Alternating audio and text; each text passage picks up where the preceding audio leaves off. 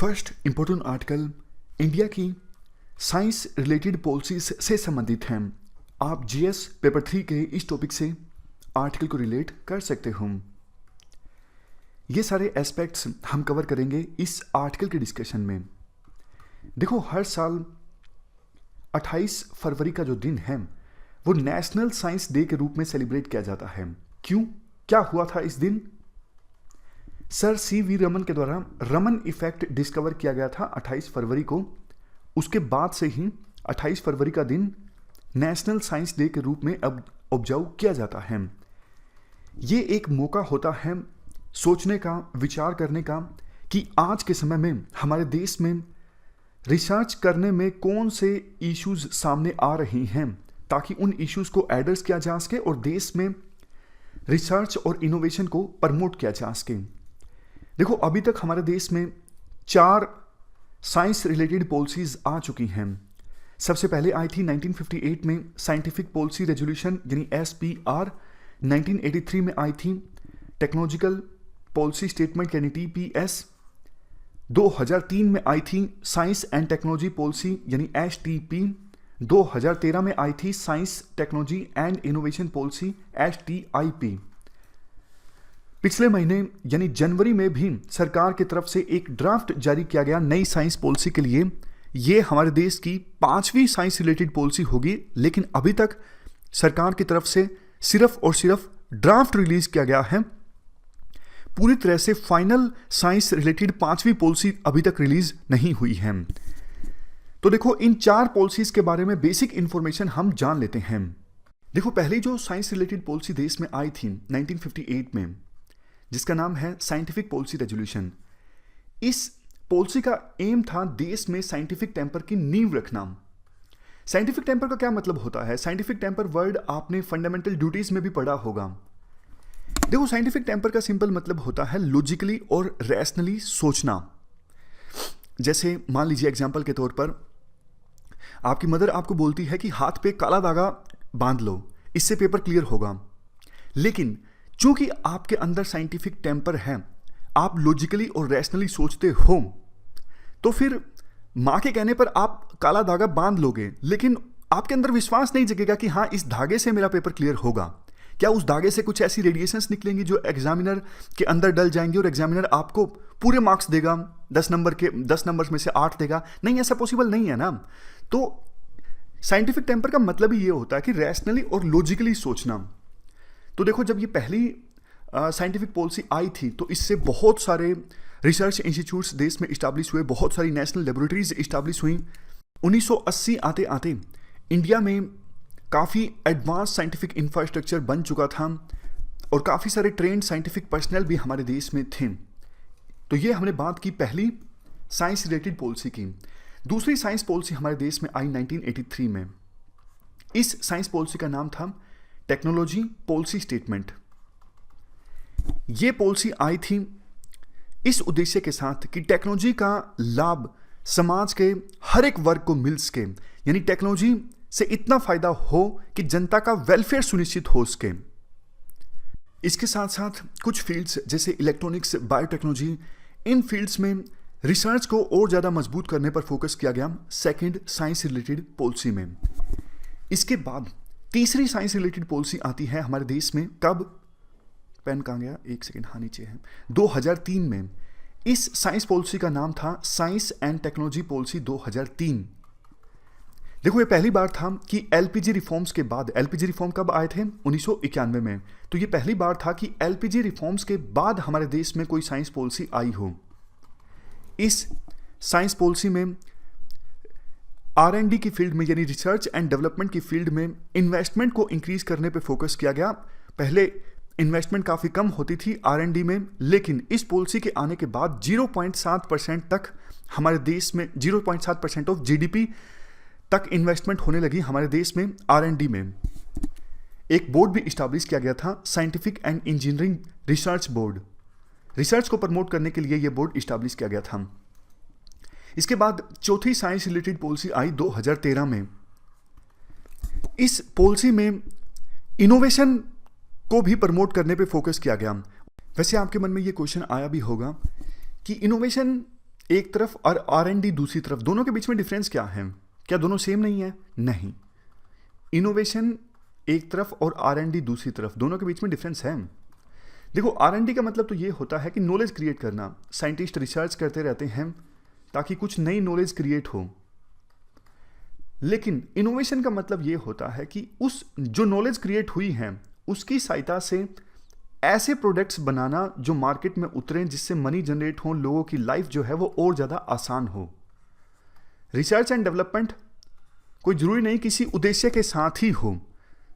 जैसे फिजिक्स में लोग रिसर्च करते रहते हैं, मैथमेटिक्स में रिसर्च करते रहते हैं, वो कोई प्रोडक्ट बनाने के लिए तो रिसर्च नहीं कर रहे हैं ना, नई नई थ्योरीज डेवलप करते रहते हैं, वो R&D है। लेकिन अगर उस नई डेवलप हुई थ्योरी से कोई प्रोडक्ट बनता है, मार्केट में आता है, तो वो इनोवेशन होगी। तो चौथी साइंस रिलेटेड पॉलिसी में देखो, इंडिया ने ये डिसाइड किया था कि वर्ल्ड के टॉप 5 जो साइंटिफिक कंट्रीज हैं जिनमें मतलब साइंस सबसे ज़्यादा डेवलप है, उन 5 में से एक स्थान इंडिया का होगा। और इंडिया ने ये अचीव भी किया। कैसे? दूसरे देशों के साथ पार्टनरशिप इस्टाब्लिश करके, ज़्यादा से ज़्यादा research and development centres establish करके, इंटरनेशनल प्रोजेक्ट्स में कोलैबोरेट करके, जैसे लार्ज हैड्रोन कोलाइडर प्रोजेक्ट में इंडिया ने कोलैबोरेट किया था। इस पर यूपीएससी ने प्री में क्वेश्चन भी पूछा था। तो ये तो देखो, अभी तक हमने अच्छी अच्छी बातें डिस्कस की, लेकिन अब कुछ कंसर्न्स भी डिस्कस कर लेते हैं, इशू भी डिस्कस कर लेते हैं। देखो, किस देश की तरफ से कितनी पेटेंट रिलेटेड एप्लीकेशंस फाइल की जाती हैं, ये एक अच्छा इंडिकेटर है पता करने का कि किस देश में कितना इनोवेशन पे ध्यान दिया जा रहा है। और इंडिया की बात करें तो इंडिया के लिए अच्छे संकेत नहीं हैं। WIPO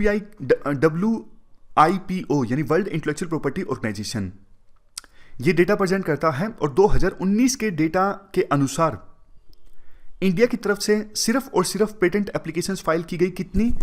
2053, बहुत ही कम। ये यहां पे देखिए 2053। और चाइना की तरफ से कितनी? बहुत ज़्यादा, 58,990। और यूएसए की तरफ से कितनी? 57,840। चाइना ने यूएसए को रिप्लेस कर दिया। ये पहली बार था कि चाइना की तरफ से यूएसए से भी ज़्यादा पेटेंट एप्लीकेशन फाइल की गई। इसके बाद हमारे देश में देखो, पेटेंट राइट्स को इंश्योर करने के लिए, प्रमोट करने के लिए 2016 में स्पेशल एक पॉलिसी आई थी, national intellectual property rights policy. मकसद इस पॉलिसी का ये था कि जो इंटेलेक्चुअल प्रॉपर्टी राइट सिस्टम है उसे स्टिमुलेट किया जा सके, इंटेलेक्चुअल प्रॉपर्टी राइट्स के बारे में ज़्यादा से ज़्यादा जागरूकता फैलाई जा सके। इसके साथ साथ ह्यूमन कैपिटल डेवलपमेंट को इंश्योर करना। ह्यूमन कैपिटल का मतलब हमने समझा था ना, याद कीजिए 2 दिन पहले जो आर्टिकल डिस्कस किया था। ह्यूमन कैपिटल का मतलब होता है किसी भी इंडिविजुअल के पास या फिर ग्रुप ऑफ इंडिविजुअल के पास जो नॉलेज है, स्किल है या फिर एक्सपीरियंस है। और ह्यूमन कैपिटल को हम देखते हैं कि उस इंडिविजुअल की या फिर ग्रुप ऑफ इंडिविजुअल की ऑर्गेनाइजेशन के लिए या फिर देश के लिए वैल्यू कितनी है। एग्जाम्पल हमने डिस्कस किया था, आपको याद होगा कि एक अच्छे इंजीनियर की देश के लिए ज़्यादा वैल्यू है एज कंपेरिजन टू एक ऐसा पर्सन जिसने पढ़ाई नहीं की है, जिसने कम पढ़ाई की है या फिर जो मालन्यूट्रिशन का शिकार है। ह्यूमन डिग्निटी का इशू अलग है, इसमें आप ह्यूमन डिग्निटी काउंट मत कीजिएगा कि सभी जो लोग हैं वो बराबर होते हैं। यहाँ पे ह्यूमन कैपिटल की बात है कि वो देश की तरक्की में कितना योगदान दे सकता है। बट देखो, इस नेशनल IPR पॉलिसी के बावजूद भी हमारे देश से पेटेंट एप्लीकेशंस की संख्या बढ़ नहीं पा रही है।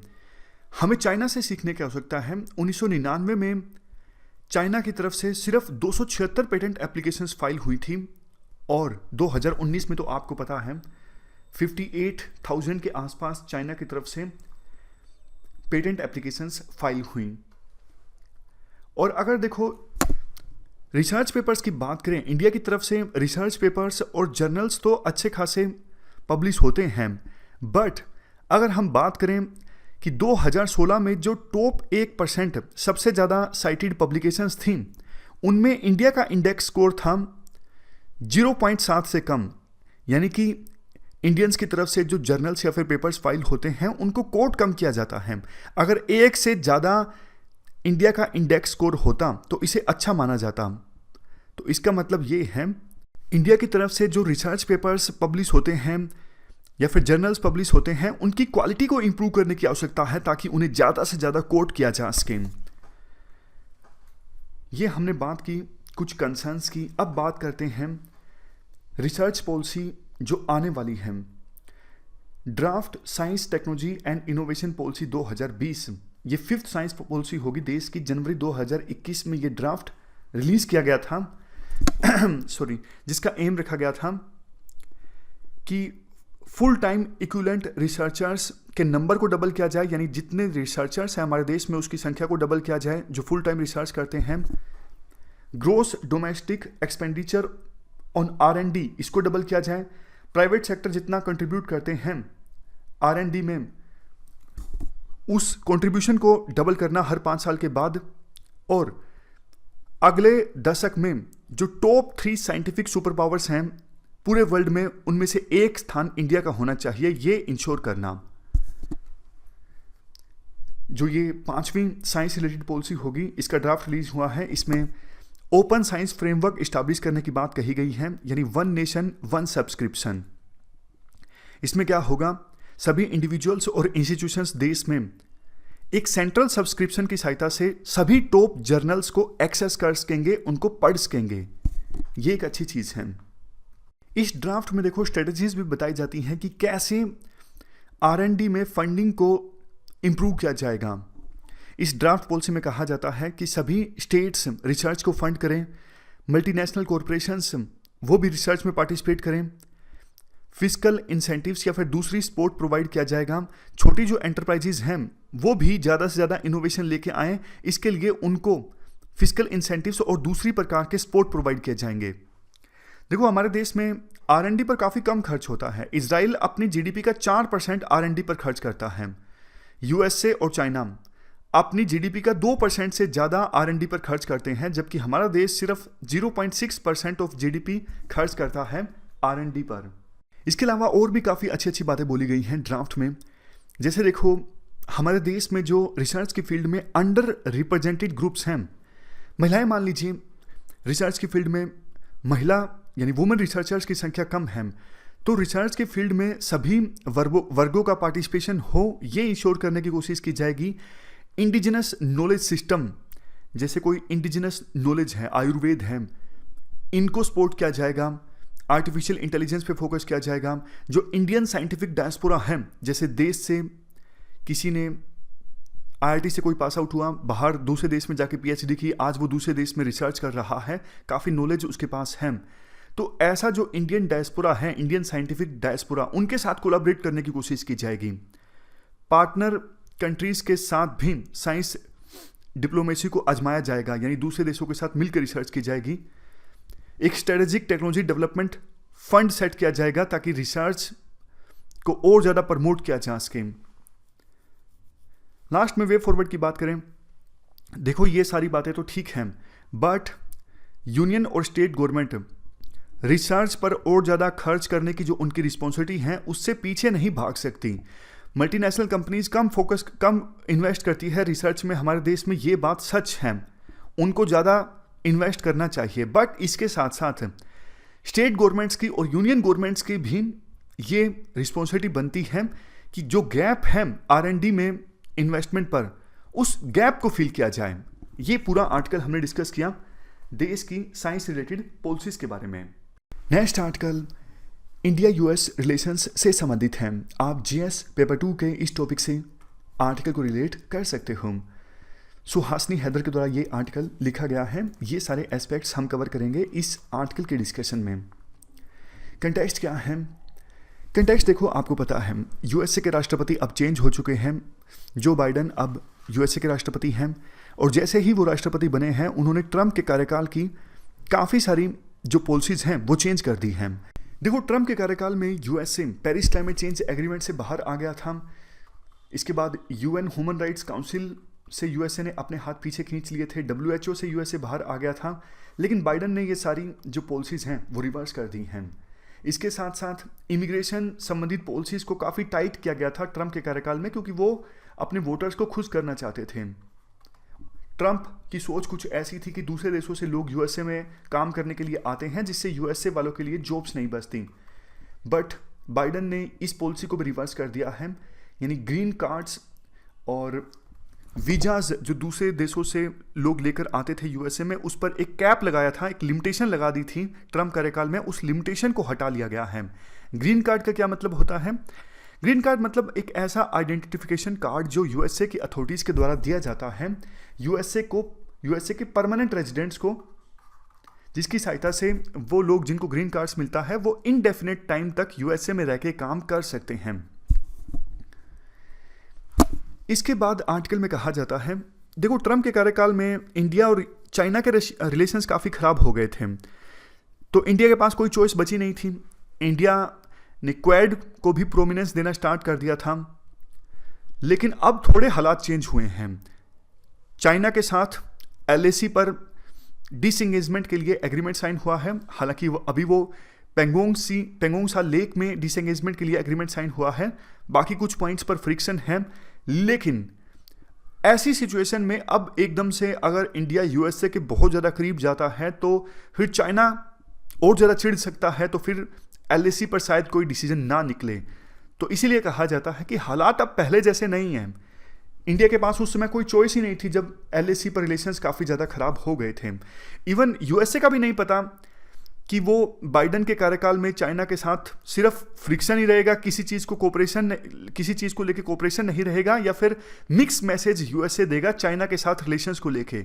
उम्मीद देखो यही है कि बाइडन चाइना को काउंटर करना तो जारी रखेंगे, लेकिन कुछ कुछ इश्यूज पर जैसे क्लाइमेट चेंज को लेके चाइना के साथ कोऑपरेशन भी यूएसए का देखने को मिलेगा। इतना जरूर है कि पहली जैसी खटास नहीं देखने को मिलेगी यूएसए की फिलहाल चाइना के साथ। यूएसए ने हाल ही में देखो ये कहा कि काफ़ी सेक्टर्स में यूएसए अपनी सप्लाई चेन्स को सिक्योर करें, यानी दूसरे देशों पर डिपेंडेंसी को खत्म करें। ऐसा मैसेज बाइडन के द्वारा दिया गया डोमेस्टिक कंपनीज को, जिसमें से एक है फार्मास्यूटिकल सेक्टर। जबकि देखो फार्मास्यूटिकल सेक्टर में इंडिया काफ़ी मजबूत है। अगर यूएसए फार्मास्यूटिकल सेक्टर के लोकलाइजेशन पे फोकस करता है, यानी यूएसए इस चीज़ पे अगर फोकस करता है कि जितनी हमें मेडिसिन की आवश्यकता है सारी की सारी हमारे देश में ही मैन्युफैक्चर हो, तो इंडिया से इंपोर्ट कम हो जाएगा, इंडिया को इससे नुकसान उठाना पड़ेगा। और देखो इंडिया, जापान, ऑस्ट्रेलिया ऑलरेडी एक इनिशिएटिव पे काम कर रहे हैं जिसका नाम है सप्लाई चेन रिजिलियंस इनिशिएटिव। इस इनिशिएटिव का मकसद ये है कि 3 देशों की चाइना के ऊपर जो डिपेंडेंसी है कुछ प्रोडक्ट्स के लिए, जैसे एपीआईज के लिए, एक्टिव फार्मास्यूटिकल इंग्रेडिएंट्स, जिनका इस्तेमाल होता है ड्रग्स मैन्युफैक्चरिंग के लिए, इंडिया की एपीआईज के इंपोर्ट के लिए चाइना के ऊपर डिपेंडेंसी काफ़ी ज़्यादा है। ऐसी बहुत सी चीज़ें हैं। तो 3 देशों ने मिलकर ये इनिशिएटिव इसलिए लॉन्च किया था कि चाइना के ऊपर किसी प्रोडक्ट की अगर डिपेंडेंसी है तो उसे ख़त्म किया जा सके। और इसी बीच अगर यूएसए कहता है कि हम लोकलाइजेशन पे फोकस करेंगे, तो फिर ये क्वाड के लिए भी एक धक्का होगा कि यूएसए इन 3 देशों के साथ कोऑपरेट करने के बजाय अपनी लोकलाइजेशन पे ज़्यादा ध्यान देगा, यानी सेल्फ रिलायंस पे ज़्यादा ध्यान देगा। और एक नेक्स्ट इशू है ह्यूमन राइट्स का। ये ट्रंप देखो डेमोक्रेटिक पार्टी से हैं और ये ह्यूमन राइट्स पे काफ़ी फोकस करते हैं। तो इंडिया में जम्मू एंड कश्मीर का इशू है, फार्मर्स प्रोटेस्ट का इशू है, या फिर सरकार का ट्विटर के साथ फेस ऑफ है, और बहुत सारी एनजीओज को इंडिया में जो रिपरकशंस का सामना करना पड़ा, या फिर आप कह सकते हो सरकार ने एक्शन लिया। सही गलत की बात नहीं कर रहे हैं, पॉइंट है कि सरकार की तरफ से एक्शन लिया गया कुछ एनजीओज के अगेंस्ट, जैसे Amnesty, Greenpeace, Compassion International, जिन पर काफ़ी सारे आरोप लगे थे। तो इन इश्यूज़ को लेके भी यूएसए सजग रहेगा। ट्रंप तो इन चीज़ों पे ध्यान देते नहीं थे, लेकिन बाइडन जो है वो ह्यूमन राइट्स को लेके काफ़ी सजग हैं। तो अब इंडिया इन इश्यूज़ को लेके यूएसए को ग्रांटेड नहीं ले सकता, इंडिया को जवाब देना पड़ सकता है यूएसए को इन इश्यूज़ के लिए। इसके बाद है India ties with Russia. India देखो रशिया से S-400 मिसाइल सिस्टम परचेज कर रहा है, लेकिन यूएसए का अपना एक एक्ट है, USA countering America's adversaries through sanctions act. इस एक्ट के तहत यूएसए सैंक्शंस लगा देता है उन देशों के ऊपर जो यूएसए के एनिमी कंट्रीज के साथ डिफेंस ट्रेड करते हैं। यूएसए के एनिमी कंट्रीज कौन से हैं? जैसे नॉर्थ कोरिया, रशिया।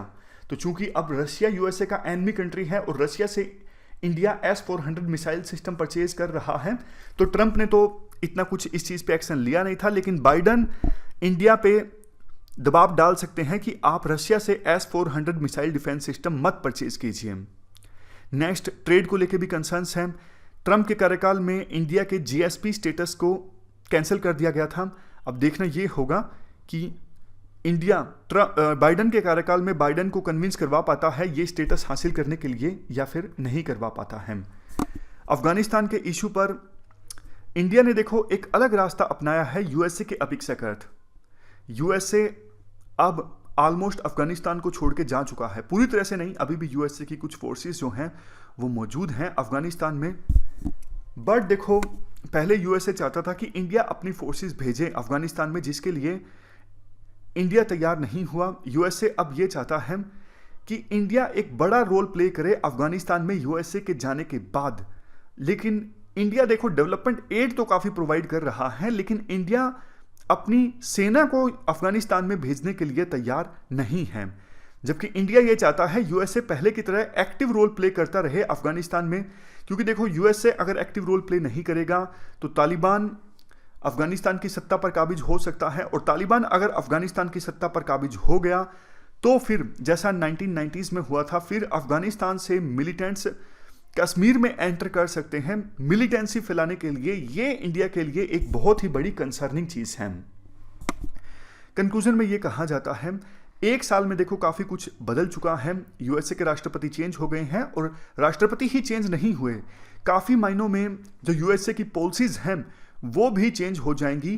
तो एक नए सिरे से इंडिया और USA के बीच जो रिलेशनशिप है उनको आगे लेके जाना होगा दोनों देशों को, और जिन इश्यूज को लेके कंसर्न्स हैं उनको मिलके एड्रेस करना होगा। तो ये हमने पूरा आर्टिकल डिस्कस किया इंडिया और USA की रिलेशंस से संबंधित। इसके बाद लास्ट आर्टिकल ऑस्ट्रेलिया सरकार के द्वारा पास किए गए एक कानून से संबंधित है। आप JS पेपर 2 के इस टॉपिक से आर्टिकल को रिलेट कर सकते हो। ये सारे एस्पेक्ट्स हम कवर करेंगे इस आर्टिकल के डिस्कशन में। देखो, पिछले हफ्ते एक आर्टिकल हमने डिस्कस किया था कि ऑस्ट्रेलिया की सरकार एक ऐसा कानून पास करवाने वाली है पार्लियामेंट में, जिसके तहत ये जो कंपनीज हैं टेक जायंट्स फेसबुक, गूगल, इन कंपनीज को न्यूज़ आउटलेट्स को पे करना होगा उनकी न्यूज़ को शेयर करने के लिए। अब नई कंटेक्स्ट ये है, नया न्यूज़ ये है कि ऑस्ट्रेलिया की सरकार ने अपनी पार्लियामेंट से वो कानून जो है वो पास करवा लिया है। शुरू में तो फेसबुक काफ़ी विरोध कर रही थी इस कानून का कि हम पैसे नहीं देंगे न्यूज़ आउटलेट्स को, न्यूज़ पब्लिकेशंस को उनका कंटेंट शेयर करने के लिए। अपने फेसबुक पेज से हटा दिया था ऐसी न्यूज़ पब्लिकेशंस को फेसबुक ने, लेकिन अब फेसबुक का एग्रीमेंट साइन हो चुका है ऑस्ट्रेलिया की सरकार के साथ। फेसबुक मान चुकी है कि वो न्यूज़ आउटलेट्स को पे करेगी। तो ये इससे हमारी जो न्यूज़ पब्लिकेशंस हैं इंडिया की, द हिंदू, इंडियन एक्सप्रेस, वो भी बहुत खुश हो रही हैं कि अब इंडिया की सरकार भी इसी प्रकार का कोई एग्रीमेंट साइन कर ले फेसबुक और गूगल के साथ, और हमको भी पैसा मिलेगा। और उसी संदर्भ में ये आर्टिकल पब्लिश हुआ है। आर्टिकल में कहा जाता है, देखो ये जो न्यूज़ पब्लिकेशंस होती हैं ना, जैसे द हिंदू, इंडियन एक्सप्रेस, ये काफ़ी पैसा खर्च करती हैं, अपने जर्नलिस्ट को हायर करती हैं, उनको अच्छा खासा पैसा देते हैं, बहुत मेहनत करते हैं कंटेंट को जनरेट करने पर। लेकिन गूगल, फेसबुक ये इन पब्लिकेशंस का कंटेंट शेयर कर लेते हैं और इन वेबसाइट्स पर ऐड लगा देते हैं, इससे इनको काफ़ी पैसा मिलता है। हालांकि वो रेवेन्यू इन पब्लिकेशंस के साथ भी शेयर होता है, बट गूगल और फेसबुक का कुछ जाता नहीं है, उनको मिलता ही मिलता है। और वो कभी भी अपना एल्गोरिथम चेंज कर लेते हैं, जो न्यूज़ पब्लिक को वो दिखाना चाहते हैं उसी प्रकार की वो न्यूज़ दिखाते हैं। तो जो ये बिजनेस मॉडल है ना, ये न्यूज़ पब्लिकेशंस के लिए काफ़ी नुकसानदायक है, लेकिन टेक जायंट्स के लिए काफ़ी ज़्यादा फायदेमंद है। तो इसी वजह से बहुत सारे जो न्यूज़ आउटलेट्स हैं वो तो फेल भी हो गए हैं।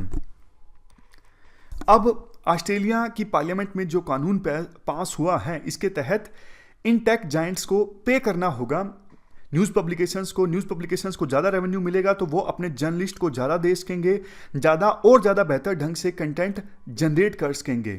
तो ये फेसबुक को मजबूर किया गया है डील साइन करने के लिए।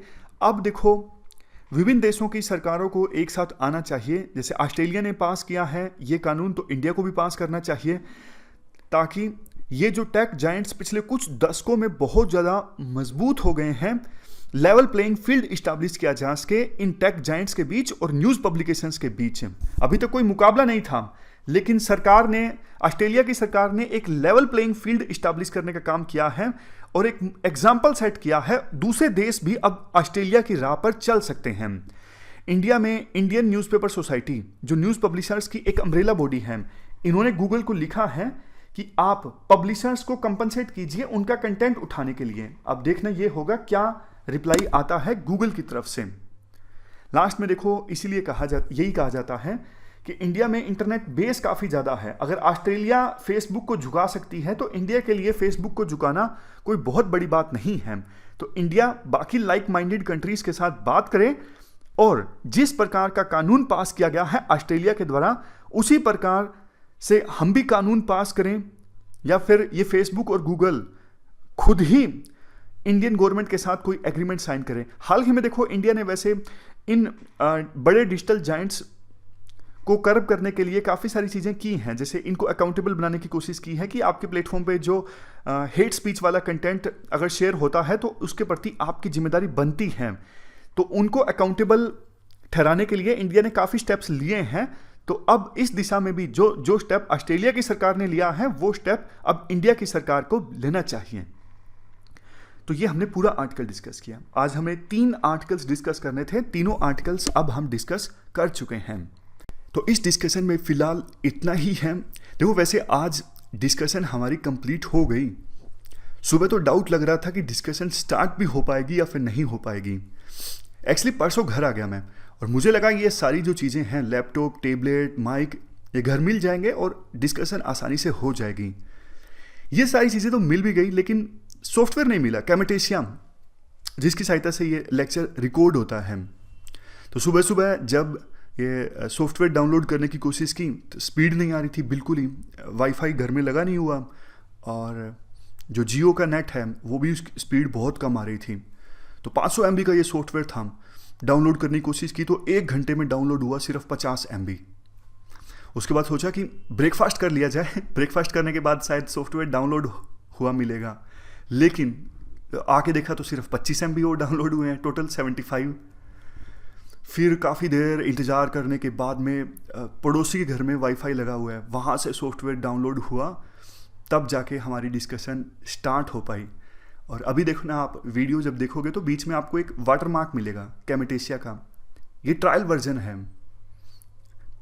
है और इसी से आज हमने रिकॉर्ड किया।